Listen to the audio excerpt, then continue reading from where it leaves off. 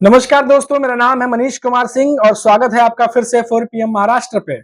दोस्तों, एक बहुत बड़ी खबर आ रही है। नागपुर में आरएसएस चीफ मोहन भागवत से डिप्टी सीएम देवेंद्र फडणवीस की मुलाकात हुई है और इससे राजनीतिक जो चर्चाएं हैं उन्होंने जोर पकड़ लिया है इस मीटिंग के बाद। आपको बता दें कि महाराष्ट्र के डिप्टी सीएम देवेंद्र फडणवीस ने आरएसएस प्रमुख मोहन भागवत से करीब 30 मिनट तक बातचीत की। इस मुलाकात से पहले फडणवीस टीम इंडिया के सम्मान समारोह में भी शामिल हुए थे। तो आपको बता देते हैं कि ये अहम इसलिए माना जा रहा है क्योंकि लगातार जो है वो बीजेपी के प्रमुख बड़े नेताओं की मीटिंग चल रही है और साथ ही साथ जो चुनाव लोकसभा हुए और जो विधानसभा चुनाव होने वाले हैं, इन दोनों ही चुनावों के बीच में जो 3.5-4 महीने का वक्त बचा है, इसमें बीजेपी को बहुत कुछ करना है क्योंकि लोकसभा चुनाव में बीजेपी को यह अंदाजा लग गया है कि महाराष्ट्र में जो नाव है वो इस पार से उस पार आसानी से नहीं जाने वाली, बल्कि इस पार से उस पार जाने में बीच में बहुत सारे हिचकोले हैं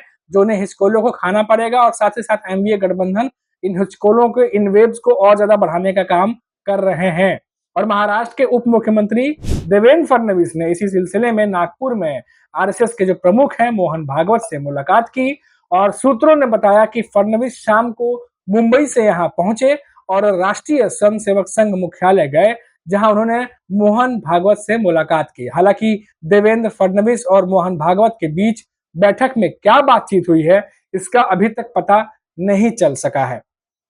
लेकिन राज्य की राजनीति में जो चर्चाएं हैं वो जोर पकड़ चुकी हैं। डिप्टी सीएम देवेंद्र फडणवीस और मोहन भागवत की मुलाकात के बाद राजनीतिक चर्चाओं ने जोर पकड़ लिया है। दोनों के बीच करीब 30 मिनट तक बातचीत हुई है और बता दें कि हाल ही में संपन्न हुए लोकसभा चुनाव में बीजेपी का प्रदर्शन अच्छा नहीं रहा। चुनावी नतीजों के बाद देवेंद्र फडणवीस के इस्तीफा देने की तैयारी दिखाई दे रही थी, लेकिन बीते 6 जून को वे अपना इस्तीफा सौंपने के लिए जाने वाले थे, लेकिन उससे पहले ही संघ के जो कार्यवाहक है अतुल लिमे देवेंद्र फडणवीस से मिलने उनके नागपुर आवास पहुंचे थे और दोनों में लगभग 2 घंटे तक चर्चा हुई, जिसके बाद देवेंद्र फडणवीस ने अपना इस्तीफा देने का फैसला वापस ले लिया था। इसके बाद जून महीने में आखिरी सप्ताह में लोकसभा चुनाव के नतीजों को लेकर बीजेपी में गहन मंथन हुआ, जिसके बाद बीजेपी ने विधानसभा चुनाव की तैयारी शुरू कर दी। आपको आप बता दें कि बीजेपी ने राज्य के प्रभारी और सह प्रभारियों की सूची भी जारी की है और इस माह के 12 से 14 जुलाई के बीच झारखंड की राजधानी रांची में संघ प्रचारकों की बैठक भी होनी है और बैठक से ठीक पहले देवेंद्र फडणवीस ने मोहन भागवत से मुलाकात की है। हम आपको बता दें कि जो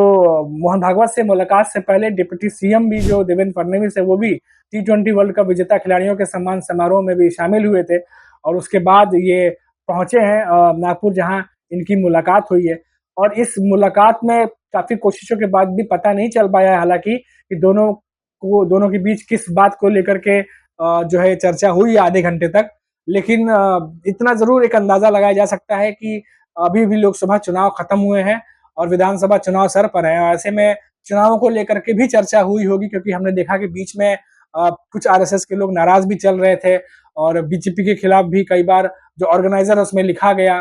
तो क्या महाराष्ट्र में जो गठबंधन बने हुए हैं महायुति के, क्या उसको लेकर के भी चर्चा हुई होगी, सबसे बड़ा सवाल है। हमने देखा कि अजीत पवार को लेकर किस तरीके से ऑर्गेनाइजर में लिखा गया था,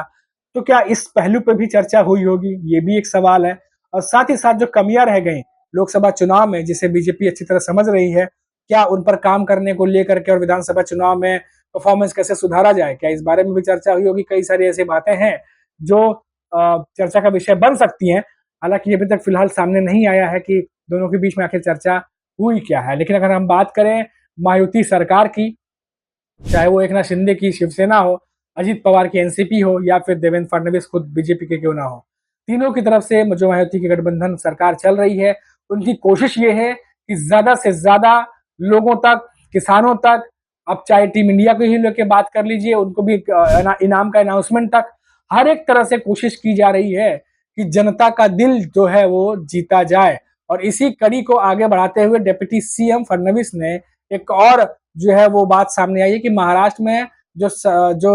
बेसहारा अनाथ बच्चे हैं उनको मुफ्त शिक्षा प्रदान करेगी सरकार। महाराष्ट्र सरकार ने जो अनाथ और बेसहारा बच्चों के भविष्य के लेकर बड़ा निर्णय लिया है। बेघर और अनाथालयों में पले हुए बच्चों को मुफ्त शिक्षा उपलब्ध करवाने का निर्णय शिंदे सरकार के कैबिनेट ने लिया। ये भी एक बड़ी बड़ी जानकारी निकलकर सामने आ रही है और ये जानकारी महाराष्ट्र के उप मुख्यमंत्री देवेंद्र फडणवीस ने सोशल मीडिया प्लेटफॉर्म पर भी शेयर किया है और उन्होंने बताया है कि आज मुख्यमंत्री एकनाथ शिंदे की अध्यक्षता में कैबिनेट बैठक जो हुई है, उनके घर से निकलने उनके बैठक में जो बेसहारा अनाथ बच्चे हैं उनको मुफ्त शिक्षा प्रदान करने का निर्णय जो है वो लिया गया है। डिप्टी सीएम ने बताया कि बेसहारा और जो अनाथालयों में शिक्षा प्राप्त कर चुके बच्चों को मुफ्त शिक्षा देने का निर्णय आज मुख्यमंत्री एकनाथ शिंदे की अध्यक्षता में कैबिनेट में लिया गया है। फडणवीस ने कहा कि समाज के हर वर्ग के बारे में सोचना ही हमारा संकल्प है, हम उसी की ओर कदम बढ़ा रहे हैं। इसके साथ ही उन्होंने कहा कि मैं मुख्यमंत्री एकनाथ शिंदे, उप मुख्यमंत्री अजित पवार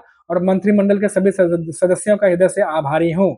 तो ये तमाम बातें जो है वो महायुति सरकार की तरफ से की जा रही हैं कि कैसे भी करके जनता के बीच में जो एक तरीके से नैरेटिव सेट कर दिया है अपोजिशन ने कि महाराष्ट्र सरकार ने कुछ नहीं किया और इस तरीके से जनता ने भी देखा कि काफी कुछ चीजें 2022 के बाद हुई हैं। 2024 में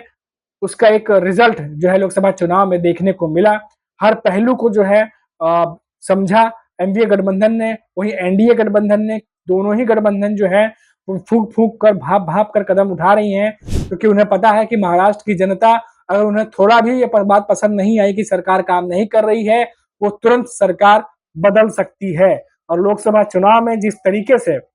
2014 हुआ, 2019 हुआ, मोदी लहर और मोदी के चेहरे पर महायुति ने जो है, बीजेपी ने जो है वो एक तरीके से कहे लोकसभा चुनाव लड़ा था, वही फॉर्मूला 2024 में भी अपनाया। मोदी की, बल्कि प्रधानमंत्री नरेंद्र मोदी की ज्यादा रैलियां हुई और ज्यादा तरीके से, अग्रेसिव तरीके से चुनाव प्रचार हुआ, लेकिन सब का सब धरा का धरा रह गया महाराष्ट्र में और कोई भी जो है बड़ा नेता ज्यादा सीटें निकाल करके लाने में सक्षम नहीं दिखा और 28 सीटों पर लड़ने वाली बीजेपी 9 सीटें ही सिर्फ जीत पाई। वहीं बात करें सहयोगियों की, तो सहयोगी भी कुछ ज्यादा परफॉर्म नहीं कर पाई। यानी मोदी लहर का जो फैक्टर जो 2014-2019 से चल रहा था वो पूरी तरीके से फेल हो गया महाराष्ट्र में। इसीलिए अब दूसरा जो कह सकते हैं फॉर्मूला और रणनीति अपनाने की बात बीजेपी की तरफ से कही जा रही है और ऐसा ही कुछ जो है वो बैठकों में चलता हुआ भी दिखाई दे रहा है। और एक तरफ तो महायुति सरकार है जो नए नए अनाउंसमेंट कर रही है, नए नए स्कीम ला रही है, किसानों से संबंधित, महिलाओं से संबंधित और अब जो बच्चे हैं उनसे संबंधित, एजुकेशन से संबंधित। कोशिश यही है कि ज्यादा से ज्यादा चीजों को जनता तक पहुंचा करके उन्हें ये बताया जाए, ये जताया जाए कि महायुति सरकार, महाराष्ट्र की सरकार काफी कुछ कर रही है। लेकिन एनडीए गठबंधन भी कमर कस के बैठा है और वो जान रहा है कि चुनाव से ठीक पहले, विधानसभा चुनाव से ठीक पहले ये फैक्टर्स काम कर सकते हैं, इसीलिए वो हर जो जोड़ है उसका तोड़ निकालने में एनडीए गठबंधन भी लगा हुआ है। कुल मिलाकर यही कह सकते हैं कि द्वंद्व युद्ध राजनीति की दोनों तरफ से चल रही है और जैसे ही फिर से कोई बड़ी खबर निकल के सामने आती है हम आप तक लेकर के आएंगे। तब तक आप देखते रहिए 4 PM महाराष्ट्र और मुझे दीजिए इजाजत। नमस्कार।